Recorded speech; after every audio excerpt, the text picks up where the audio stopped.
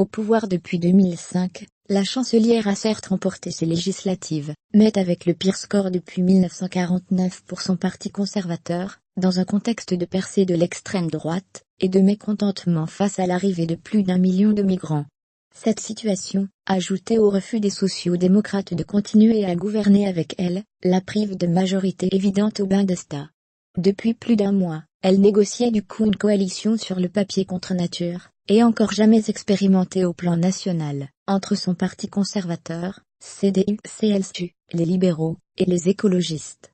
Les gouvernements fédéraux allemands Copyright Mattia Bollmeyer AFP. Le gouvernement fédéraux allemands Copyright Mattia Bollmeyer AFP. Après plus d'1 mois de tractations laborieuses, et un dernier week-end de marathon, les libéraux ont jeté l'éponge dimanche soir en jugeant les positions des uns et des autres trop antagonistes. Il est préférable de ne pas gouverner que de mal gouverner, a déclaré à la presse à Berlin, le président du FDP, Christian Lindner. Pas de confiance.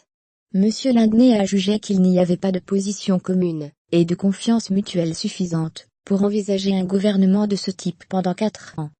La chancelière a déploré cette décision, estimant qu'un accord aurait été possible, avec un peu plus de volonté de compromis. Dans l'immédiat, elle doit continuer à diriger, comme elle le fait depuis 1 mois, un gouvernement qui se contente de gérer les affaires courantes, et ne peut donc prendre aucune décision majeure.